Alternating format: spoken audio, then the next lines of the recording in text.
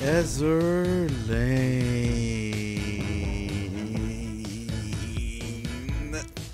Basé sur la série télévisée à succès basée sur un jeu mobile à petit budget à succès, Azur Lane Crosswave est un jeu qu'on m'a prêté car j'aime ne pas avoir à payer pour des jeux nouveaux et honnêtement c'est quand même compliqué à décrire. Partie 1. L'histoire. L'histoire est que le monde est divisé en plusieurs parties, dont Azur Lane, les gentils, et les méchants, les Sirens, mais que tout le monde a décidé de faire des robots filles, nommés et conçus en hommage à des vaisseaux de guerre, parce que pourquoi pas? C'est alors qu'une incompétente, Shimakaze, réussit à détruire des Sirens avec l'aide d'une semi-incompétente, Suruga. À cause de cela, ces deux-là vont être qualifiées comme assez bonnes pour participer à un exercice militaire où elles se battent contre d'autres vaisseaux. Cependant, il y a des méchantes Sirens qui viennent corrompre l'exercice. Pourquoi? Jouer au jeu pour le comprendre! Mais bon, le scénario n'est pas si intéressant que ça, même s'il y a un ou deux retournements de situation intéressants et des concepts solides ici. Et la plupart des personnages, mis à part les protagonistes, ne se distinguent pas tant que ça. Il y en a 30 en tout, plus 20 autres de support qui apparaissent dans l'histoire pareille. Il y a les filles autoritaires et sérieuses, les filles à moitié maléfiques, les filles mignonnes, les filles cruches et Akashi qui dit tout le temps Nya, même lorsque vous la mariez.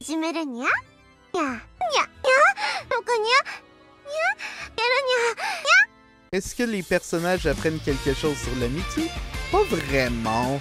Suruga est le seul personnage qui grandit vraiment. Les autres sont juste là pour exister et parler du monde en général. Donc le mode histoire est plus une excuse pour faire en sorte à ce que les vaisseaux se battent. Ce qui n'est pas une mauvaise chose. Surtout comparé à certains autres jeux qui décident de ne pas mettre d'histoire vraiment. Juste pour avertir, le scénario du dernier chapitre est optionnel. C'est plus un genre d'épilogue. En résumé, les gros fans seront satisfaits de l'histoire, mais les autres vont juste demeurer un peu confus face à ça. Partie 2. Jouabilité. J'ai joué à ce jeu sur une PlayStation 4 ordinaire, donc il se peut que ce soit la pire version. Les fans de jeux sur PC peuvent se réjouir. Néanmoins, j'aime beaucoup la jouabilité.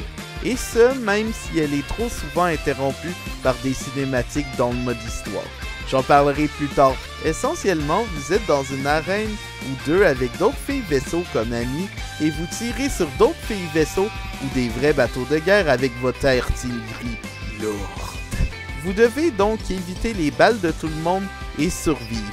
La seule affaire, c'est qu'il y a 4 boutons d'attaque, mais vous devez attendre qu'un bouton soit chargé avant de pouvoir tirer. Et si vous avez épuisé vos boutons, vous pouvez changer de personnage car les attaques spéciales doivent être activées manuellement et vos compagnons ayant une intelligence artificielle ne les exécutent pas. Cela pourrait être un défaut, mais je trouve que ça ajoute de la stratégie au jeu et force le joueur à changer souvent de personnage. Et puis, j'aime les déplacements. Zoom! Vroom! Voum! En ce qui concerne les batailles dans le mode histoire, le jeu peut quand même être un peu répétitif puisque vous vous battez contre les mêmes bateaux / adversaires souvent et il n'y a qu'un seul véritable boss dans le jeu. La difficulté peut aussi être étrange ici et là.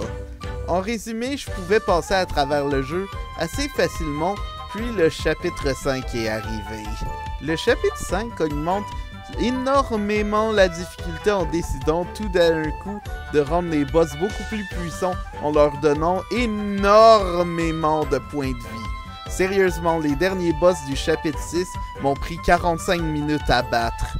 Comparativement aux 2 minutes de d'habitude, c'est surprenant, quoique vraiment répétitif à la longue. Je voulais plus de gameplay, mais pas tant que ça. C'est comme si tu affrontais un dernier boss d'un jeu de combat pendant 30 minutes. Sinon, les améliorations et les armes des attaques spéciales ajoutent un côté intéressant à la jouabilité et je recommande aux gens de se procurer de nouvelles armes dès qu'ils le peuvent, et aussi de remplir vos équipes le plus possible de personnages. Vous pouvez en acheter après avoir accumulé un certain nombre de points durant vos combats. Il y a 3 personnages que vous pouvez contrôler et 3 de support, qui vont vous donner certains avantages durant le combat. Cependant, on ne voit pas les statistiques des personnages lorsqu'on veut les acheter. Il faut donc deviner l'utilité de chacun des personnages de support.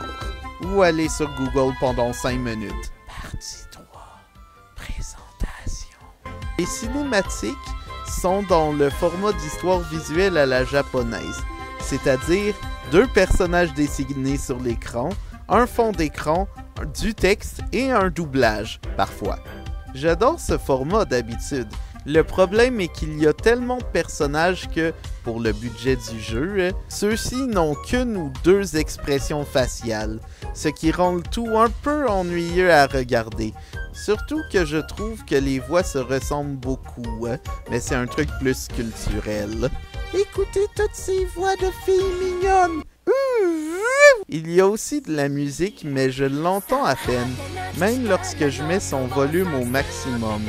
Le pire, c'est qu'elle est souvent bonne, excepté dans certaines cinématiques où elle est aussi ennuyeuse. Bref, Spotify m'a sauvé la vie. Merci Spotify. Pour la présentation durant les segments de bataille, les graphismes sont assez bien, surtout pour les gens voulant voir leur fille mignonne en 3D. Mais lorsqu'il y a plus de personnages à affronter, il y a beaucoup de ralentissements. Moi, j'ai réussi à passer à travers quelques niveaux de Sonic Boom Rise of Lyric, 15 à 20 images à la seconde, donc j'ai pu m'habituer à ce genre de truc, mais les nouveaux joueurs vont avoir de la difficulté à compléter les derniers niveaux. Partie finale. La conclusion. J'ai quand même apprécié ce jeu malgré plusieurs défauts et je le conseille à tous les fans du jeu mobile ou de la série animée. Quoi? Il coûte 70$ canadiens? C'est votre argent. Je vais pas vous dire exactement quoi faire avec. Je ne vais pas vous juger si vous n'achetez pas le jeu. J'aime, c'est juste que je n'aurais pas payé pour et je ne veux plus y toucher. Je ne sais pas comment faire des conclusions.